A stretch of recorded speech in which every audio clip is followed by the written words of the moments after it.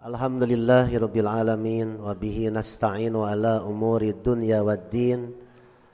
Asyhadu an la ilaha illallah ar-rahmanir rahim wa asyhadu anna Muhammadan abduhu wa rasuluhu min akhiril anbiya'i wal mursalin, amma ba'du. Hadirin ikhwatu iman jamaah Masjid Al-Haq yang dirahmati Allah Subhanahu wa taala, dan juga jamaah ahli pengajian yang sekarang ikut gabung monitor menyimak melalui live streaming di Facebook dan YouTube Dialog Islam, serta nanti akan diliput di YouTube Dakwah Persatuan Islam Masjid Al-Haq di Jalan Adipati Agung milik PJ Persistri Balai Endah. Alhamdulillah, malam ini pertama di bulan Mei ya, 3 Masehi, bertepatan dengan malam yang ke-16 Syawal tahun 1444 Hijriah, bertepatan dengan hari yang ke-6 di bulan Mei tahun 2023 Masehi. Alhamdulillah atas izin dan takdir Allah, setelah sekian lama kita berpisah tidak berjumpa melalui pengajian di Al-Haq, dan alhamdulillah malam ini saya bisa silaturahim kembali dengan jamaah Al-Haq yang menjadi corong dakwah persatuan Islam di seluruh dunia. Banyak orang-orang Persis simpatisan mengenal Persis, salah satunya melalui dakwah persatuan Islam. Dan tema yang ditugaskan ke saya sekarang lebih khusus membahas salah satu buku risalah salat yang dikeluarkan oleh Dewan Hizbah PP Persatuan Islam dari A sampai Z ya. Dan alhamdulillah sudah berjalan cukup lama ya, sehingga ada kerinduan kita untuk ngaji bersama. Baik, malam ini di Masjid Balai Endah Al-Haq cukup lenggang karena baru mulai lagi ngaji, entah karena hujan, entah karena apa. Tapi yang jelas pengajian tetap jadi. Dan saya sudah biasa disiplin, tidak biasa ngaret ya. Ngaret itu adalah perbuatan yang tidak terpuji ya. Tidak terpuji. Kita harus disiplin, kalau ngaji pada maghrib. Jangan ngaret ya. Yang ngaret itu karena sholatnya suka ngaret. Jadi kalau orang ngaret, bekerja ngaret, sekolah kesiangan, apa saja itu dilantarankan karena sholatnya ngaret gitu. Sholatnya ngaret. Jadi kalau bapak ibu ingin melihat seseorang disiplin, lihat aja sholatnya. Kalau sholatnya disiplin, tepat waktu, apalagi berjamaah ke masjid, pasti dia akan disiplin dalam segala pekerjaan. Tidak akan ada alasan macet, tidak akan ada alasan hujan, kecuali banjir ya. Kalau banjir kita maklum. Seperti saya, kalau dari Bandung ya, kota Bandung, dari Buah Batu naik motor pasti kemacetan dan kebanjiran. Di Dayakolot kan terputus jalan. Jalan Bojong Soang sama. Akhirnya jalan alternatif. Dari mana masuknya? Tol Soroja, tol Soreang Pasir Koja. Jam 3 kurang 10 sudah berangkat. Nyampe ke sini setengah 5. Istirahat sebentar, ikut mandi. Tenang. Ya. Jadi jangan ngomong macet, jangan ngomong hujan. Hujan ada payung. Ya kan? Apalagi tidak punya payung, ada mobil. Mobil gaduh? Teu gaduh, kan bae. Bae aku umroh jigana duitna. Haji Lili namanya mulih umroh Akso itu jeung neng Mei itu. Itu mah nu biasa ieu mah ka Akso. Laksana bari jeung ripuh oge. Ripuh kasabab pindah-pindah hotel, naik hotelna. Terus loba calo deh. Jadi jangan banyak alasan. Pak Lili dulu waktu mau umroh tahu penerbangan jam berapa? Tahu. 2 jam sebelum take off itu pesawat kan harus sudah ada di bandara ya. Tuh, takut apa? Hah? Ketinggalan apa? Pesawat. Ya. Oh, ayo mama buru. Ya, benar tuh. Sieun naon? Ketinggalan pesawat. Masa ngaji tidak takut ketinggalan? Makanya saya memberikan contoh ke jamaah itu. Minimal setengah jam sebelum ngaji harus sudah sampai. Kalau belum sampai deg-degan. Deg-degan. Apalagi bawa alat. Jadi biasakan disiplin ya, disiplin. Dan jamaah Indonesia ini rajin-rajin ngajinya. Pengajian ada di mana-mana, tapi satu kekurangannya, kurang disiplin. Siapa yang kurang disiplin? Bisa ustadznya, bisa jamaahnya. Makanya saya memberi contoh disiplin gitu. Saya pernah telat, Pak Thomas ya, telatnya beberapa menit gara-gara pulang ngaji dari Pangalengan Cukul di puncak, kan gak ada sinyal. Saya tidak tahu sekarang jalur Banjaran Pangalengan Soreang itu seperti kota, jadi macetnya dari atas ya. Wah, deg-degan itu. WA Bang Irman, Bang saya masih di sini, jemput aja. Nu ngajemput eueuh. Tungtung nama alhamdulillah pas ka dieu teh pas adzan maghrib, alhamdulillah ngadoa we. Eta teh can mandi. Nu penting mah ngaji we heula, bae da sapar ieu ya. Pernah gitu ya. Nah gitu Pak. Jadi jangan ngomong risalah salat bukan sekedar fikih. Orang Persis itu, saya orang Persis dan orang Persis pada umumnya jago-jago. Urusan apa? Urusan fikih, dalil, sahih, wah harus jelas.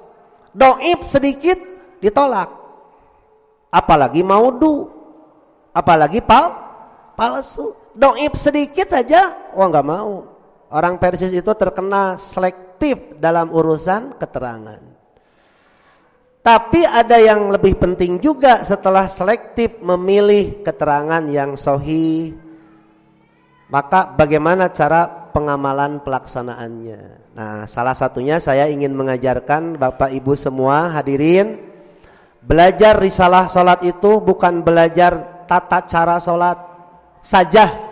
Anak kecil juga bisa tuh. Murid-murid Ustadz Engkus, tuh murid Ustadz Engkus tuh yang suka belajar di sini ngaji, ya, pinter itu, mulai dari tayamum, wudhu, mandi, sholat, kan pinter ya, bisa kan? Bisa. Hafalan Qurannya bisa jadi anak-anak lebih banyak daripada orang tua. Tapi isinya, nah itu, nah tugas kita orang tua yang sudah dewasa, sudah balik, coba belajar.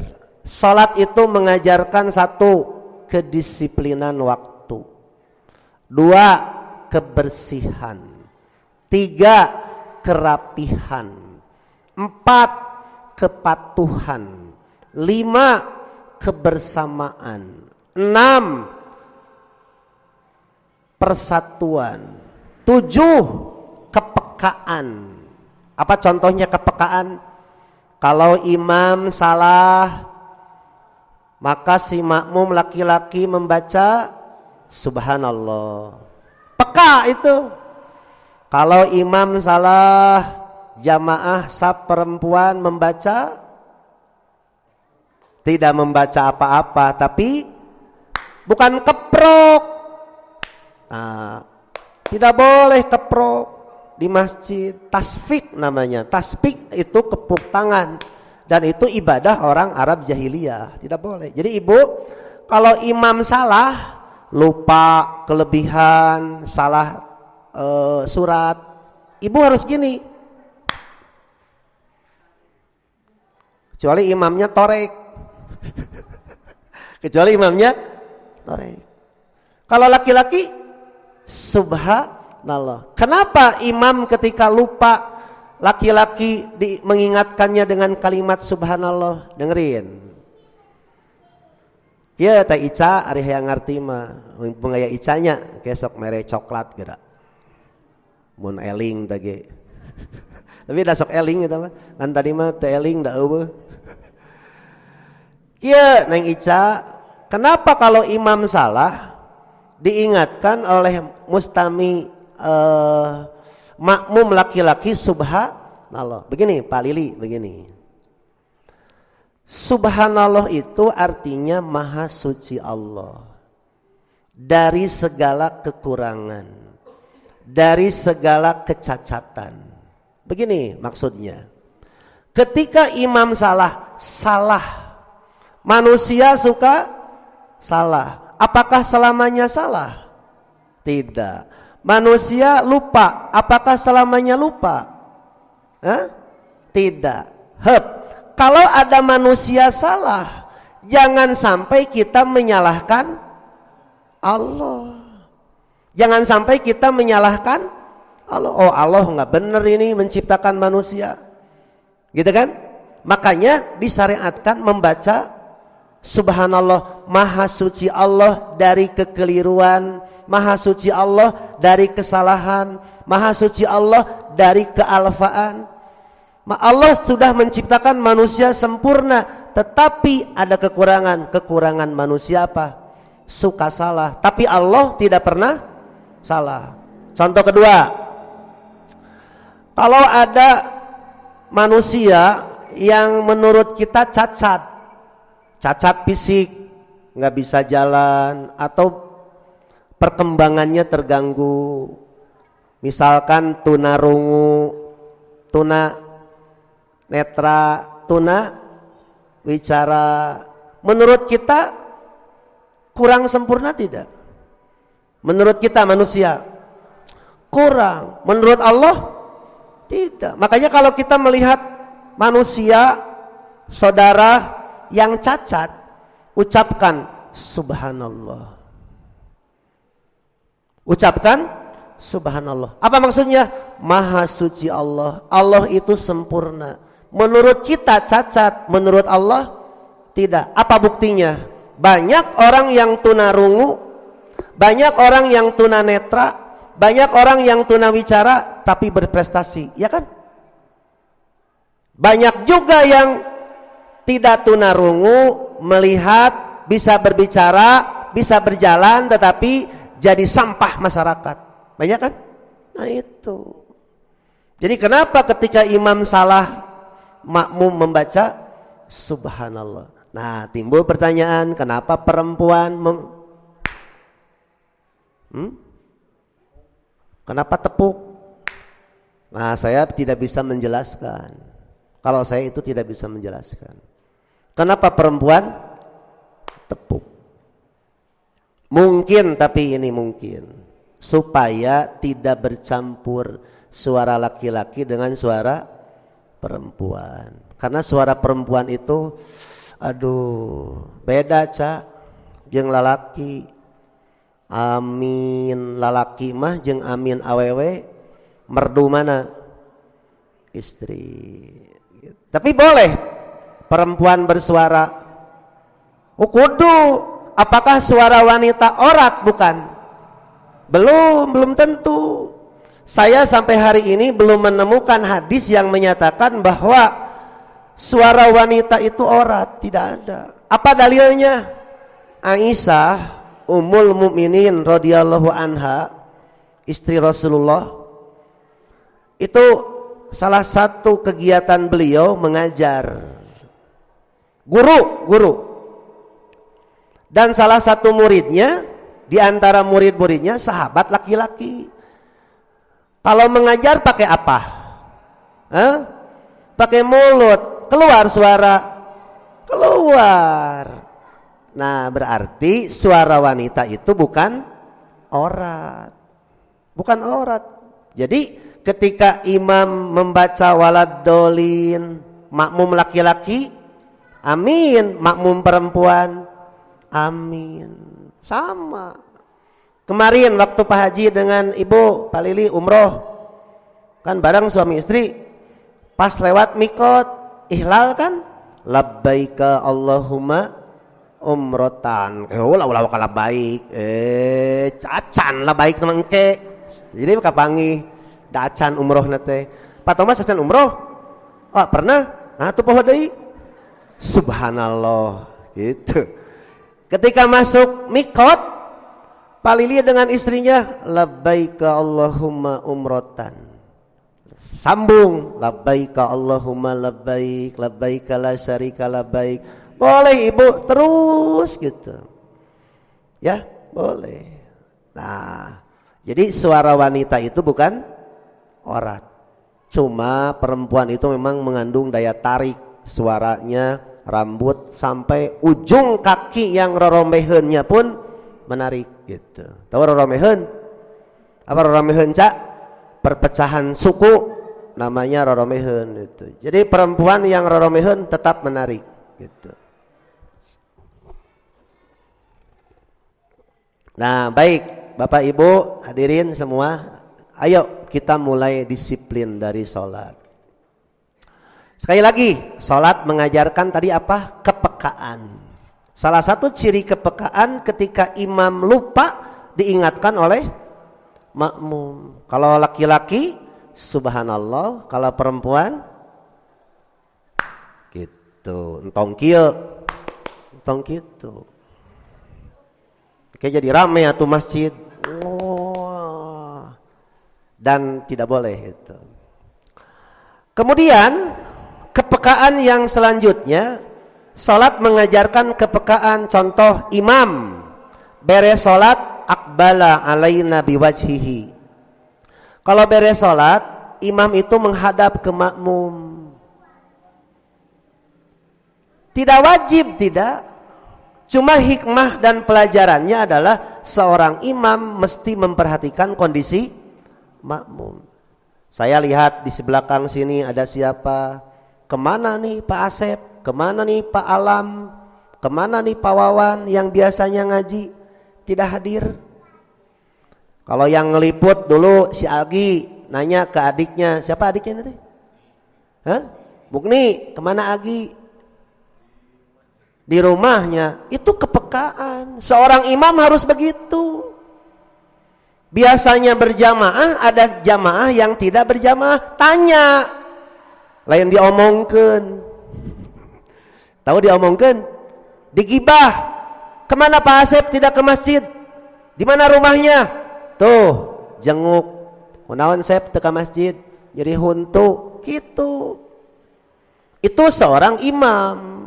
Lain tutunyuk we. Nah, kepekaan. Jadi sekali lagi, saya bukan mengajarkan risalah salat sekedar tata cara salat, itu mah geus arapaleun. Orang Persis mah jararago naonana. Daliana murudul, geus ditambul daliana mah. Leres teu? Tapi pengamalanana, pengamalan disiplin dan sebagainya eta nu hese banyak. Gitu. gitu. Tos kartos itu kartos? Hah? Tuh karek sumping tingali. Sugan teh ngaji cenah meureun nya. Teu arapal aya ngaji ayeuna. Teu arapal? Teu diumumkeun? Aing mah sakitu ku abdi geus diposting. Kitu nya. Nah, jadi tidak mungkin orang terlambat kalau sholatnya benar. Tidak mungkin orang kotor kalau sholatnya benar. Tidak mungkin orang itu tidak disiplin kalau sholatnya benar. Gitu. Jadi tong loba alasannya paling. Kunaon teu ngaji? Hujan, aya payung. Naon deui? Poek, aya lampu. Leres teu? Kunaon palili teu ka masjid? Setruk. Kartos teu? Hah? Kunaon palili teu ka masjid? Setruk. Kartos teu? Kartos teu? Eta kahartos. Naon alasanana? Setruk. Ya. Bagus. Bapana Agni ya. Saya pernah kan waktu itu Jumatan di sini. Khotib Jumat, banjir kan itu hareupeun warung. Urang ngaliwat kumaha citu euy. Tikalkeun we calana teh seret tuur. Anyakeun ka Pak Agus, Pak Agus moal ti teuleum, moal tad paling sapingping cenah. Anjir ceuk urang sapingping. Anjir harita mah naha teh nya. Lumpang we ka dieu. Nya bagusnya. Oh deui meureun bagus mana geus pikun meureun. Tah, jadi ulah sok loba alasan gitu. Jadi yang mendorong kita ini benar hidup karena disiplin. Ya, disiplin. Aduh, jamaah saya yang perhatian. Ustadz itu tolong rambutnya dirapihin dong. Saya teh baru karek beres diangir ya teh. Make sampo naon nu oren-oren teh. Cuma kopiah poho. Ya, tadi kopiah bayalah ada juga ustad meureun. Teu naon Pak Thomas tadi kopiah. Pak Thomas jiga nu teu damang kunaon? Damang. Jiga nu leuleus. Gah bobo. Paingan lulung. Tah, kitu ari pengajian jeung abdi mah perhatian. Kunaon di luar? Nuju men. Eranya pedah aya batas sap laki-laki di situ kalau sholat, kalau ngaji mah ke jero, kecuali menstruasi. Kunaon Bu Perlim di luar nuju meje, kunaon di luar nuju naon juudud. Baik, itu sebagai pembukaan ya. Ngarah rame, ngarah tenunutan gitu. Terus taramat saumna atas kemana nusuk ngawas jarang akang teh Raina Bu Haji teh sa mangate kemana mangate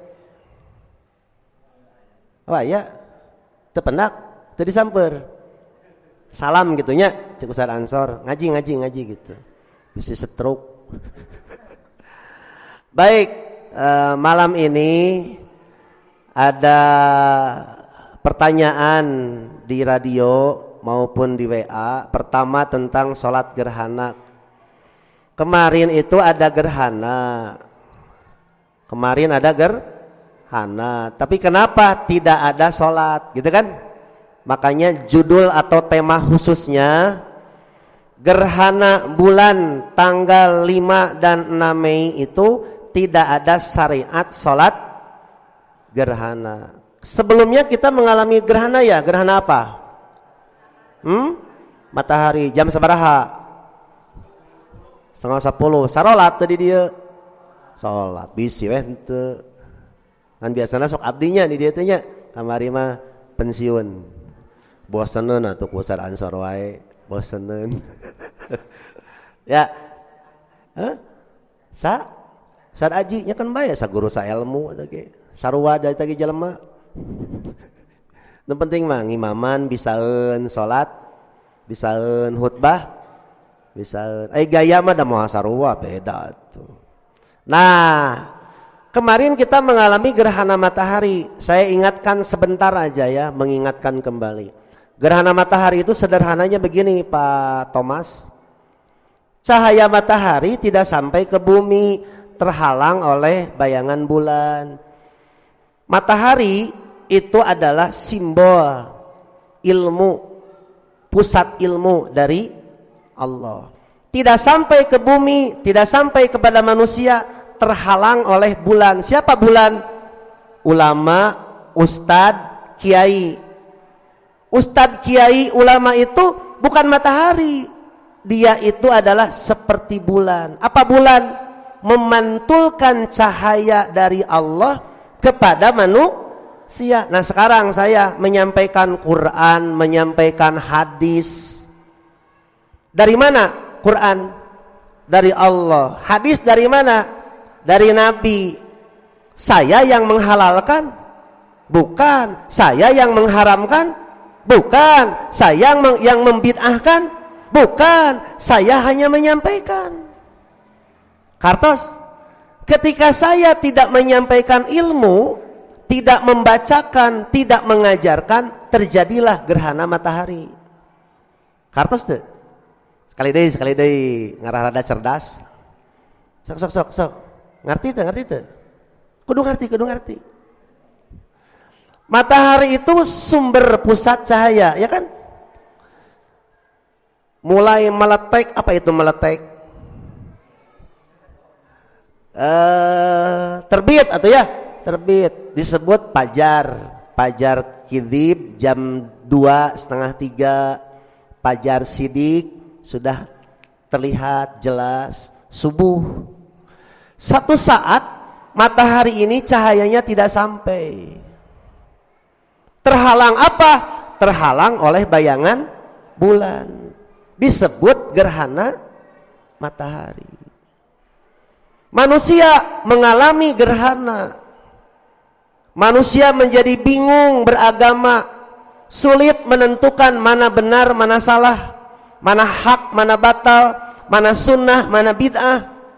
Ya kan? Gara-gara apa? Gara-gara khianat siapa? Bulan. Siapa bulan? Ustadznya. Kartos tuh. Jadi kalau sekarang Bapak Ibu yang dirahmati Allah, kalau kita melihat di medsos, alhamdulillah masih ada orang-orang yang jujur menyampaikan agama, masih ada. Cuma sudah terjadi fitnah. Fitnah itu artinya gejolak. Sekarang itu Pak Thomas suka main TikTok, YouTube, ente, Facebook, ente tak apa, sing sabar we. Si Ica budak ngora tah. Mugni tah budak ngora osok TikTokan. Apa TikTok? Kamu klik di TikTok. Saya bermain di TikTok cuma tidak pakai akun sekarang karena kemarin rame itu. Akunnya tutup, pusing lah aing. Loba setan. Jadi saya sekarang tidak punya akun Facebook, tidak punya akun Instagram. Kalau YouTube ada, TikTok ada tapi tidak pakai akun. Saya melihat perkembangan, waduh ya Allah, ulama yang benar dianggap teroris, gitu kan? Ulama yang istiqomah dianggap anti NKRI. Wanita yang berjilbab berapih, pakai kaos kaki, bahkan dicadar dianggap teroris. Ya kan? Sudah terbalik gitu. Ulama ahli sunnah wal jamaah yang menerangkan nih sunnah, ini bid'ah, dianggap Wahabi. Wahabi itu seolah-olah menjadi sebutan yang jahat, padahal kan tidak. Ya, tidak jahat. Yang jahat itu bukan Muhammad bin Abdul Wahab, tapi Abdul Wahab bin Abdurrahman al-Ipriki yang suka mengkafirkan. Nah itu ditukar itu. Itu masa fitnah namanya. Terjadilah gerhana. Terjadi gerhana. Makanya sekarang yang suka main di medsos, hati-hati. Kalau murni menemukan keterangan yang meragukan hati, fas'alu ahla dzikri, tanyakan kepada ahlinya. Ya, murni kan bukan ustadz, Bukan, tadi juga iya Pak Thomas. Oh, cerewet itu. Segala dilaporkeun. Tad, gitu bahasa nate. Tad.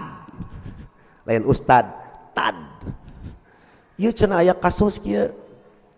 Atau carek ku Pak Thomas ditotong bebeja ka abdi, teu wani. Teu wani. Wani kieu mah Pak Thomasnya. Minimal naros kunaon gitu ya. Tanya.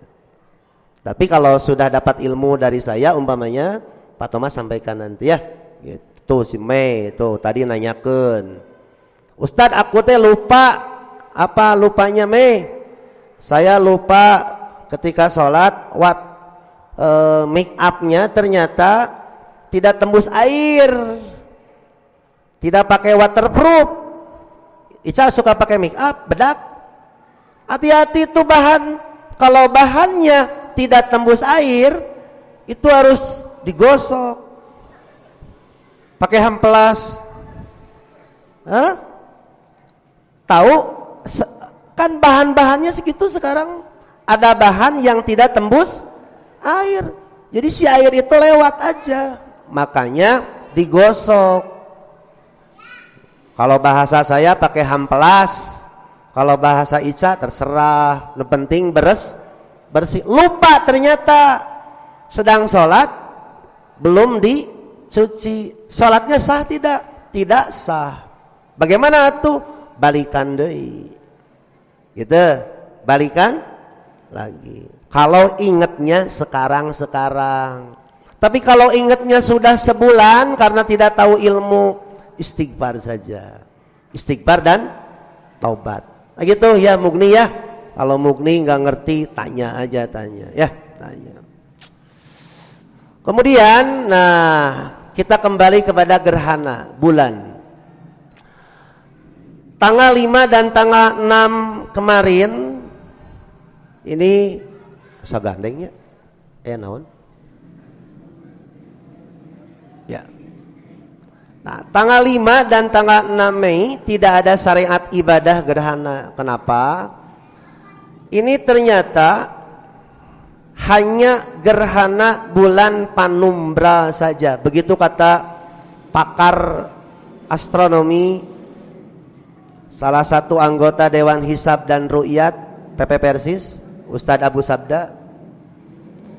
Jadi gerhana bulan panumbral ini tidak ada syariat ibadah karena hanya berupa bayangan panumbra, bayangan samar.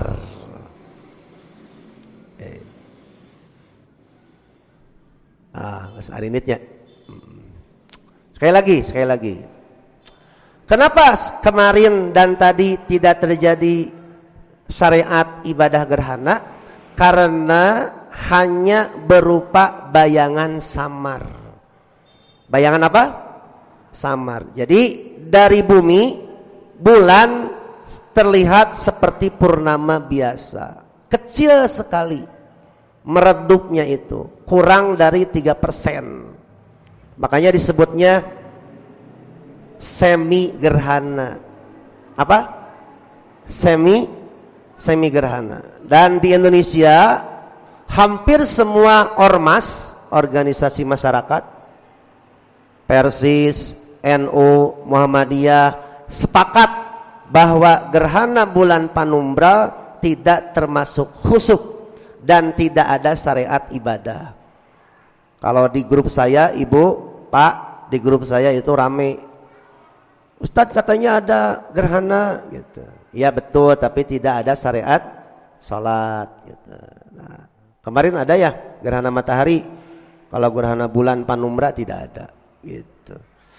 Baik, kalau yang masuk grup saya itu sudah di-share, termasuk tentu saja di grup Persis juga sudah di-share terkait dengan gerhana panumbral ini.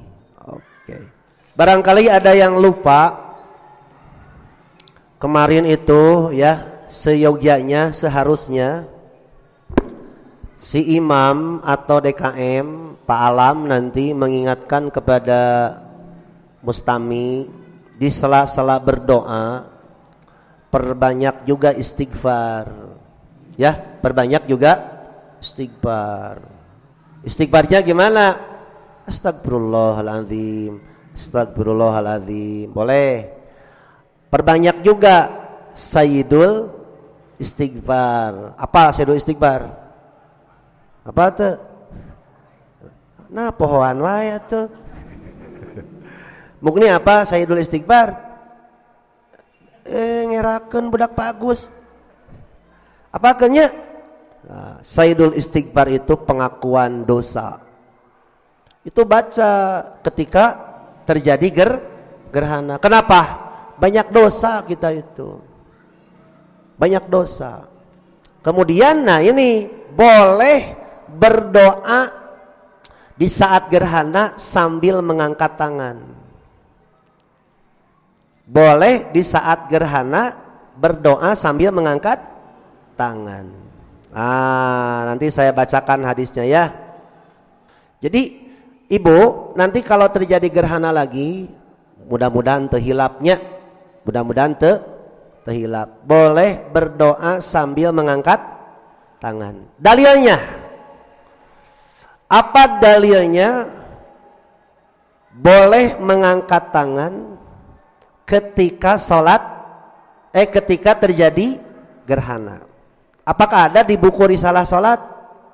Saya belum menemukan. Coba ada tidak ya? Ada teu neng? Asa eueuhnya aya teu?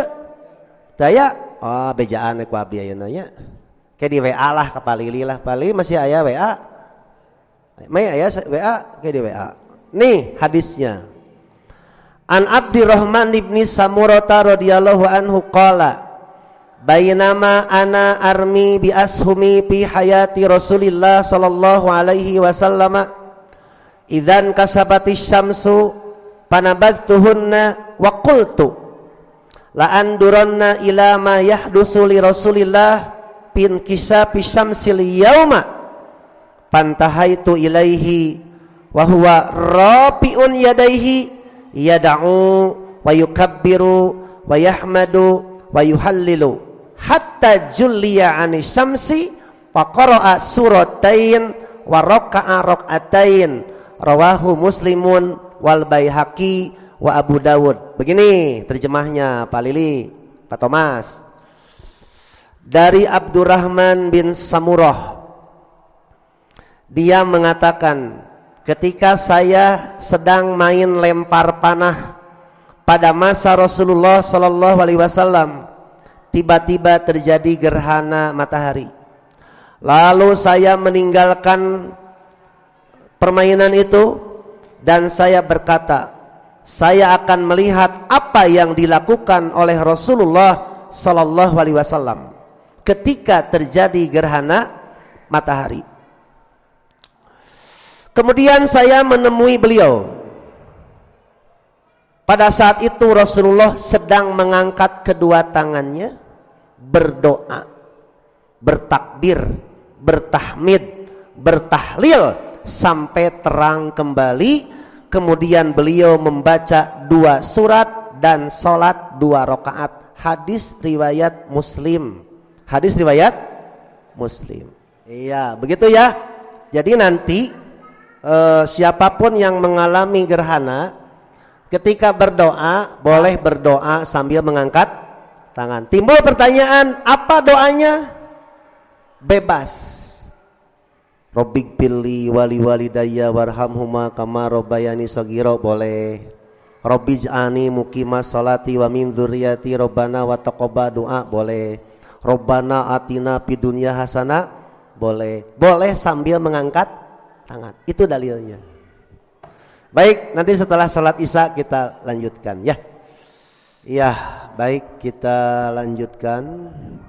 Masih dalam pengajian Al-Haq. Dari tadi habis maghrib kita break dulu untuk sholat isya berjamaah. Dan sekarang kita lanjutkan berkaitan dengan ibadah sholat gerhana. Dan tadi kita sudah mengingatkan ya, sehubungan dengan doa di saat gerhana boleh dilakukan sambil mengangkat tangan gitu ya. Sekarang yakin Bu? Yakin? Kalau tidak yakin jangan diamalkan. Khusus yang yakin amalkan, kalau enggak yakin jangan diamalkan. Kemudian ada pertanyaan nih. Ketika sholat gerhana kan itu ada 4 ruku, 1 rakaat 2 ruku, dan Rasulullah membaca doa agak lama ketika ruku. Ruku yang pertama lebih lama daripada ruku yang kedua. Pertanyaannya, apa yang dibaca gitu? Yang dibaca itu ya doa ruku. Berapa kali? Sebanyak-banyaknya. Jadi nanti Pak Lili, Pak Thomas, Ibu semua kalau mengalami lagi sholat gerhana, ketika ruku pertama pada rakaat pertama agak lama, minimal 10 kali boleh subhana rabbiyal azim, subhana rabbiyal azim 10 kali boleh. Kalau imamnya cepat, nah itu imamnya berarti belum mengerti kaifiat ibadah gerhana. Saya kemarin sholat gerhana setengah jam, tapi mereka tidak protes. Kenapa tidak protes? Sebab momennya menunggu buka saum. Saya sengaja jam 10 mulai sholat setengah jam. Pakaraeun Pak Thomas abdi sholat lila setengah jam. Nu protes. Kenapa tidak ada yang protes? Sebab semuanya sama, sepakat menunggu buka saum. Khutbahnya lama sampai duhur. Kemarin saya di Ciwastra, karena yang memintanya orang Ciwastra, sampai duhur baru selesai khutbah. Dan mereka senang, orang nuripuh sholat capek, khutbah capek, ongkosna sakit tuh sarua. Nah jadi nanti kalau mengalami gerhana lagi, bacaan rukunya lebih lama, 10 kali boleh, 15 kali boleh ya. Bagaimana kalau yang hafalnya subhana rabbiyal adim, itu aja diulang-ulang. Kalau sujud sama, subhana rabbiyal a'la diulang-ulang, atau subhanaka Allahumma rabbana wa bihamdika Allahumma gfirli diulang-ulang. Nah yang kedua, bacaan surat setelah Al-Fatihah. Rakaat pertama, ruku pertama itu bacaannya agak panjang. Atau rakaat pertama misalkan 15, rakaat kedua 10 gitu, jangan sama gitu ya.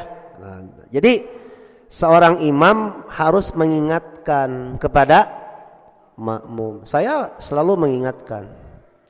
Waktu saya kemarin Idul Fitri di kota Bandung di Jalan Siti Munigar, Bapak Ibu takbir, jangan menunggu di komando, kata saya begitu. Takbir bareng gitu, imam harus begitu. Ibu-ibu takbir, jangan ngobrol, takbir. Imam itu penguasa, berhak mengajak, mengingatkan jamaahnya, gitu ya. Nah kemudian berkaitan dengan sedekah, di gerhana. Itu sedekahnya khusus, sedekah gerhana itu. Di dalam hadisnya kan begitu, Rasulullah menyuruh berdoa, menyuruh sholat, dan menyuruh apa? Sedekah. Nah, pertanyaannya, apakah sedekahnya harus dibagikan? Ya iyalah, bagikan. Cuma nanti ada sedekah yang khusus ke masjid untuk operasional masjid, ada yang langsung nanti ke jamaah. Makanya harus jelas. Di kita mah maaf, kalau terjadi gerhana, sodakoh nanti kuliwet, botram ya, nggak apa-apa. Nanti ada yang dengan uang, ada yang dengan pakaian, ada yang dengan makanan, bebas itu. Itu namanya sodakoh khusus di saat terjadi gerhana gitu ya. Kemudian bagaimana kalau selesai sholat dan selesai khutbah belum selesai gerhananya? Tidak masalah, tidak jadi masalah ya, tidak jadi masalah. Makanya seorang imam gerhana, sholat gerhana itu harus piawai, harus betul-betul ahli, mengingatkan, mengajak jamaah gitu ya. Baik, itu yang berkaitan dengan gerhana. Tidak ada pertanyaan ya, insya Allah pada paham, cuma suka lupa gitu. Nah terakhir, bolehkah sholat gerhana dilakukan sendirian? Nah gitu. Bolehkah sholat gerhana dilakukan sendirian? Sampai hari ini saya belum menemukan keterangan sholat gerhana dilakukan sendirian. Jadi bagaimana tuh? Cari dulu yang menyelenggarakan sholat gerhana. Andai kata tidak bisa, tidak menemukan, berdoa, bertakbir, beristighfar, bersodakoh. Sebelum saya menemukan dalil sholat gerhana boleh dilakukan sendirian, sampai hari ini saya mengatakan tidak boleh sholat gerhana dilakukan sendirian. Karena sholat gerhana itu sifatnya berjamaah.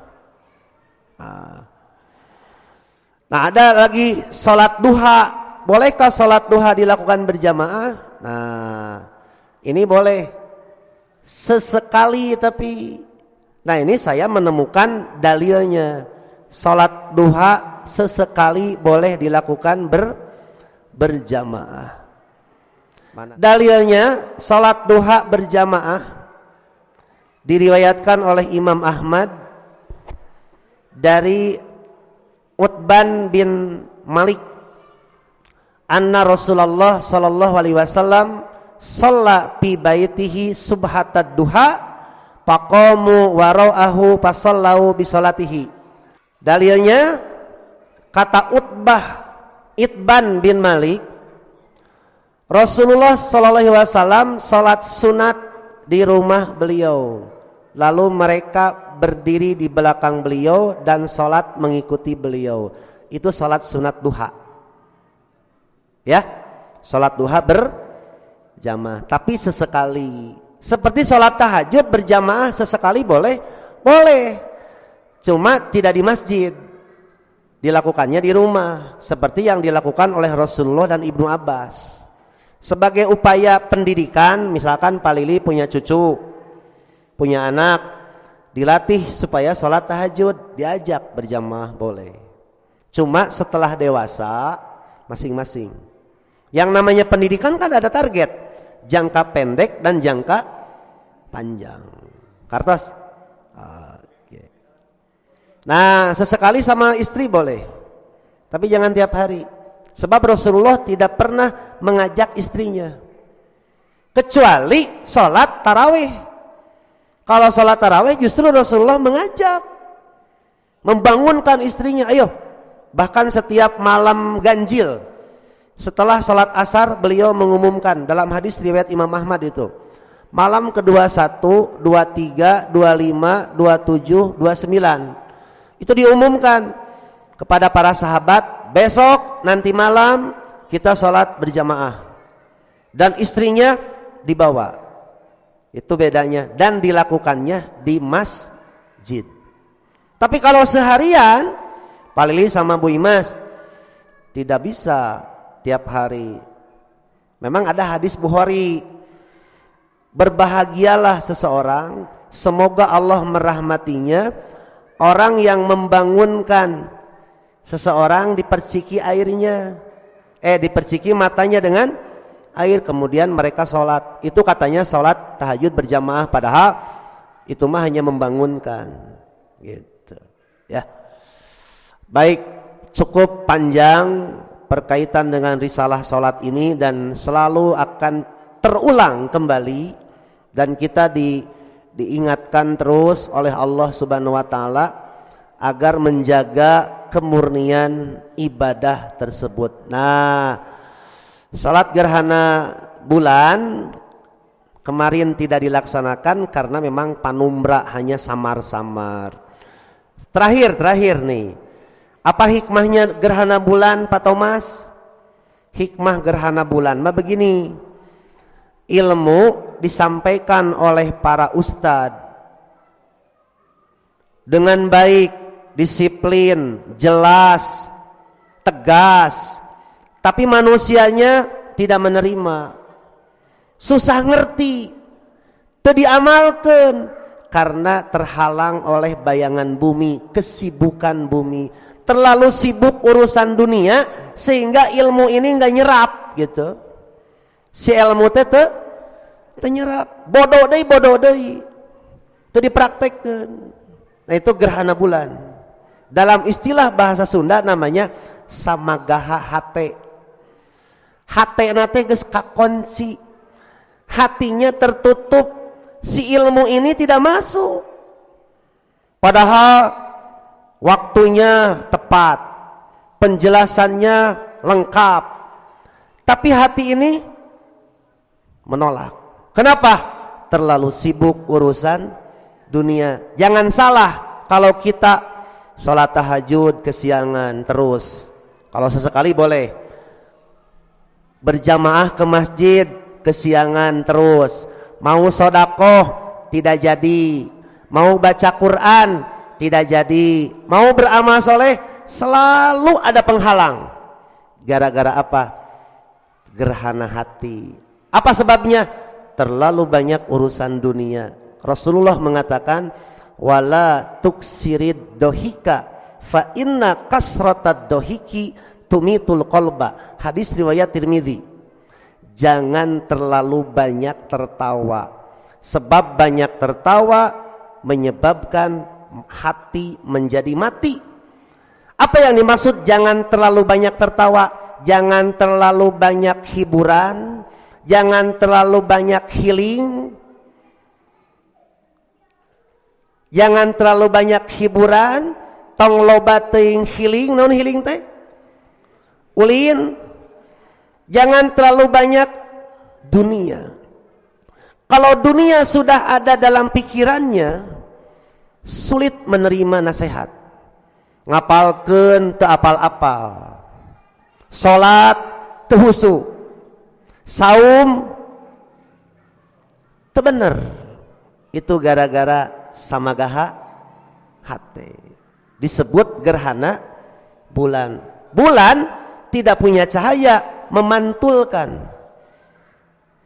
Ternyata sudah mantul, sudah disampaikan ilmu ini, Qur'annya diterangkan, hadisnya diterangkan, ini sahih, ini dhaif, ini hasan, ini maudhu, palsu, tapi tidak masuk. Kenapa? Hatinya gerhana. Disebut gerhana bulan. Kartos? Kartos Bu Imas? Kartos? Nah, kumaha carana Ustad kalau kita mau beramal soleh tidak jadi. Nanti tahajud alarm 2:30, tidur jam 9, kesiangan lagi. Itu terlalu banyak dosa. Istighfar, bertobat. Itu. Kartos? Beres ya? Baik, terima kasih. Lebih dan kurang saya mohon maaf. Insya Allah bulan depan kita bertemu lagi kalau ada umur panjang ya. Terima kasih. Aqulu qouli hadza wa astaghfirullah li wa lakum. Wassalamualaikum warahmatullahi wabarakatuh.